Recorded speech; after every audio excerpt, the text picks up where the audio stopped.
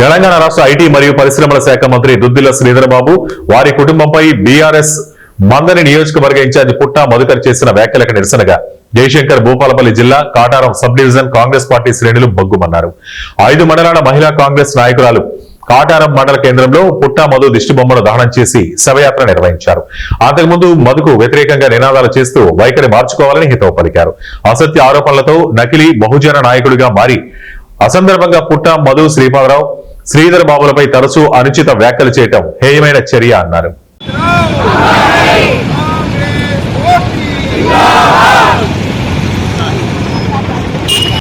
మధు నీచంగా మాట్లాడు దానికి మేము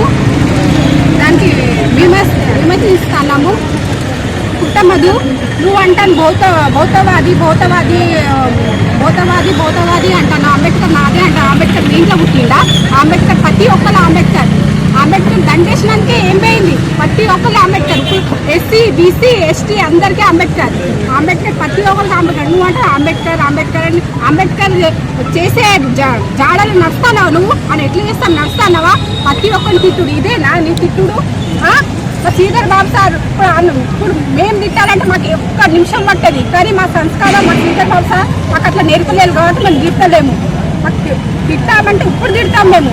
నీది ఏంటంటే నీకు బాధ అంటే ఇప్పుడు ఎలక్షన్లు వస్తాను. ఎలక్షన్లు వస్తే నేను ఓడిపోతా. నువ్వు ప్రజలకు ఏం చేయలేదు. 10 సంవత్సరాలు నువ్వు ఏం చేసినావు? ఒక్క పని చేయలేదు కాబట్టి నువ్వు భయపడి ఏం అంటే పుట్టా మధు నువ్వు పెంచుకెళ్లపేటలో అంబేద్కర్ విగ్రహం గురించి నువ్వు మాట్లాడిన తీరును తీవ్రంగా ఖండిస్తున్నాం. దానికి సబ్ డివిజన్ అయిన కాటారం మండల్లో దీన్ని దిష్టిబొమ్మను కూడా దహనం చేయడం జరిగింది. మరి నీవు 8 సంవత్సరాల క్రితము అంబేద్కర్ విగ్రహాన్ని పెట్టి నువ్వు అధికారంలో ఉండి కూడా మరి ఆ విగ్రహాన్ని అవమానించి ముసుకేసి అట్లనే ఉంచినావు. నువ్వు అంబేద్కర్ వాది ఎట్లా అవుతావని చెప్పి మేము ఈ సందర్భంగా అడుగుతున్నాము. మరి ఈరోజు ఉమ్మడి ఆంధ్రప్రదేశ్లో స్పీకర్గా చేసినటువంటి శ్రీపాదరావు సార్ గారిని నువ్వు విమర్శించే నైతిక హక్కు నీకు లేదు.